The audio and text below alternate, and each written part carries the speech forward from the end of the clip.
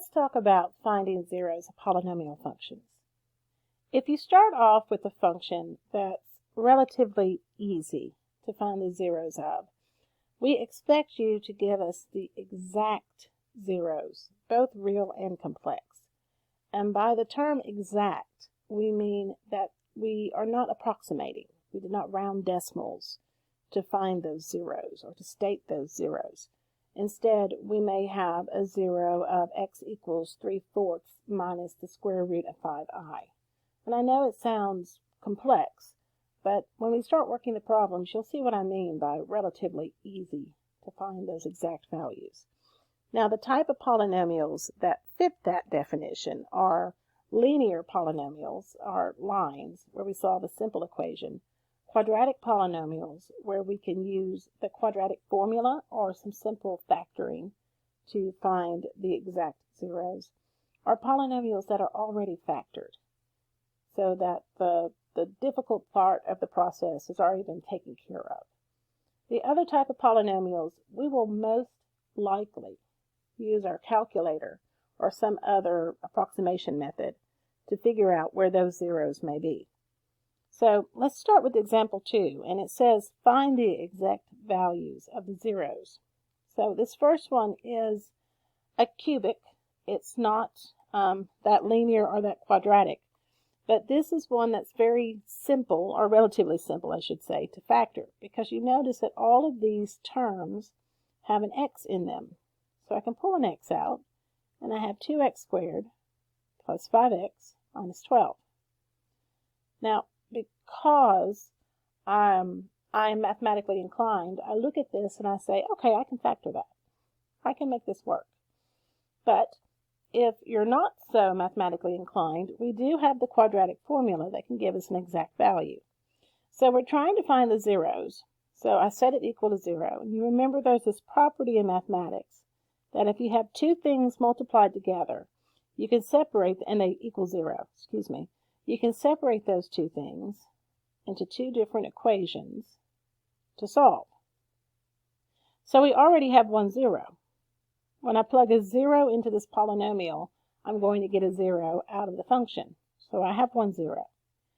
This one, we could try to factor it, or we could do the quadratic formula, which, let me write it here.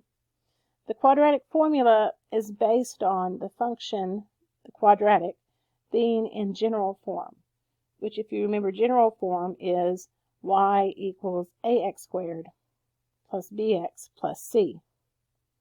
So what the quadratic formula says that if we want to find where y equals 0, then x will be equal to the opposite of b, so take whatever that b value is and change the sign, plus or minus the square root of b squared minus 4ac over the entire thing that I just wrote down is in the numerator of this fraction over 2a. So the quadratic formula, if you've not used it yet in this class, or you would like to have a reminder of what the formula is, it's right here.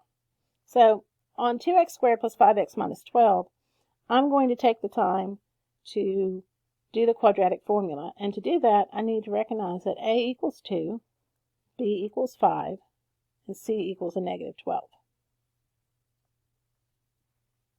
So to solve this, x equals the opposite of b, so a negative 5, plus or minus the square root of b squared, so 5 squared, minus 4 times a, which is 2, times c, which is negative 12. And this is divided by 2 times a, which is 2 times 2.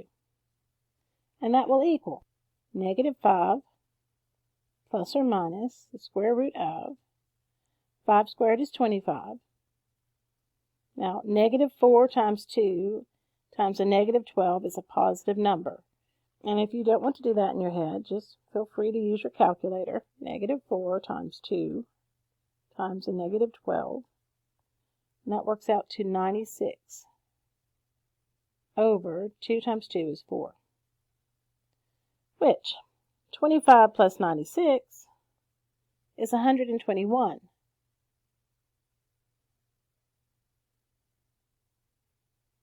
Now I know that the square root of 121 is 11, so I know it works out to a nice number. If you don't know your perfect squares, that's okay. But let me just say, when you run the quadratic formula, always take a moment and see if that number underneath the square root will work out to a nice integer. So I'm going to hit second square root 121 and hit enter, and I get 11. So this is going to work out very nicely without any square roots in my answer, which is always a good thing. If it doesn't work nicely, leave the square root alone. So, for example, if we got the square root of 27, and you take your calculator and say it's the square root of 27. Now, if you know what that reduces to as far as square roots, go ahead and reduce it. But if you don't know, do not write 5.196 down. Don't do that. Just keep it, the square root of 27, in your answer. This one worked out to 11, so as I said, it's a nice answer. So I can say this is negative 5 plus 11 over 4. And this is negative 5 minus 11 over 4. And these are the values of x that when I plug them into that equation, I get a 0. And negative 5 plus 11 is 6 over 4, which is 3/2. And then negative 5 minus 11 is a negative 16 over 4, which is a negative 4. So if you wanted to put this on your calculator and you have an operating system with the math type in it, what you would do is you would hit alpha y equals, and you would choose number 1, and you would say negative 5 plus 11 in the numerator, and then you would cursor down to the denominator and put in your denominator of 4 and hit enter, and it resolves it to that fraction of 3/2. You could do the same, of course, for the other one. So let me do that again. Alpha y equals number 1, negative 5 minus 11 divided by 4. Hit enter. It's negative 4. So the exact values on this, I said it was relatively easy. Okay, so if we were working with something that wasn't as relatively easy, you would see why I was throwing that word in, relatively. But we're not going to play with those types of problems without using our calculator. But anyway, this is going to be x equals 0, 3/2, and negative 4 are the values, or the zeros, that when we plug them into p of x, we will get a 0 out of the function. Or in other words, it's where the function crosses the x-axis. So if I went to my calculator and I graph this function, let me hit graph. That is not what I expected. 2x cubed plus 5x. Oh, you see that? I messed up on my calculator. 2x cubed plus 5x squared. That should be minus 12. Let me delete this fellow here. That's the function. So if you get a graph that doesn't match your work and you're like, that's not what I expected out of that, go back and check your y equals. And now when I hit graph, it should work beautifully. And we can see we have a 0 here, a 0 here, a 0 here. Those are real zeros. And we can go into our table and look over here in the y equals for that 0. Then trace it back to the x values that will give you that 0. So we have 0, negative 4. So those are two zeros we can find easily. And then this one we can't find as easily, but we can do second, calculate, number 2, and trace over to that guy. And once again, when we talk about zeros, we're talking about really where it crosses the x-axis. So when it says left bound, right bound, it's really saying give me a point on one side of the axis and give me a point on the other side of the axis. And the calculator will tell you if you do it wrong. So just if it says can't calculate, that's fine. Just go back and do it the other way. So in this case, I'm going to start below the x-axis, above the x-axis, and then guess. And there's my 0, 1.5. And you're like, wait, that's a decimal. But 1.5 is considered an exact number because you didn't have to round it. It stops, it terminates at 5. So that's an exact answer as well. Okay, let's talk about B. On part B, we have Q of X is equal to, this mess right here. So this mess right here is all factored. That means that to find the zeros of this function, let me change my ink, we can take all of these parentheses, which are all multiplied by each other. So I'm using that property that if you have two things multiplied by each other and those two things equal 0, you can separate them. We can take all of those things and set them all equal to 0 and deal with all of them separately. So let me get them written down. Now I know it's not the prettiest thing in the world. And once again, I'm going to throw out that relatively thing again. Relatively easy. Let's just take them one by one. So if we have x minus 4 squared equals 0, I'm going to start off by taking the square root of both sides. I get x minus 4 equals 0. So x equals 4. There's 1 0. I have x plus 7 equals 0. So I'm going to subtract 7 from both sides. X equals negative 7. There's our second one. X squared minus 9 equals 0. A little bit more complicated than the first one. I'm going to have to add 9 to both sides. Then take a square root.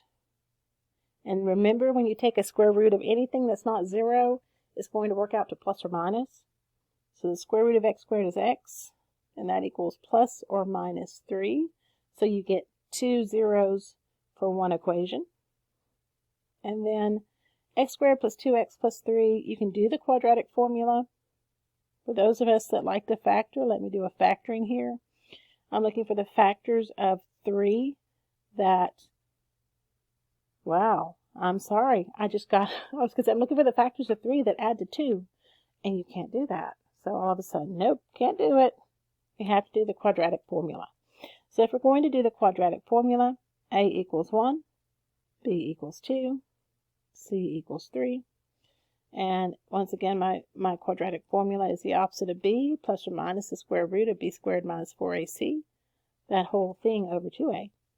So x is going to equal negative 2, plus or minus the square root of 2 squared, minus 4 times 1 times 3, all of it over 2a. And x is going to equal a negative 2, plus or minus square root of 2 squared is 4, minus 4 times 1 times 3 is a negative 12. And I hope you're seeing where we're going here. Take a moment and look at this. Yes, that thing right there is going to be a problem. So we end up with negative 2 plus or minus the square root of negative 8. Which, oops, we can't take a square root of a negative. So when you have a negative underneath the square root, instead of just throwing it away as we did in earlier classes, we're gonna deal with it. That square root of negative 1 is, if you remember, is equal to I. So I'm going to separate that. That's the square root of negative 1. I'll show it. The square root of negative 1 times the square root of 8. And if you know how 8 simplifies, that's great. If you don't know how 8 simplifies, that's okay too. Just leave the 8 underneath there. And there we go. We have 2 zeros there. So we have these, this one. Put a box around it so my software is happy.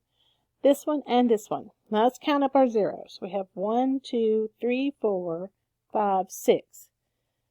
Let's go up here and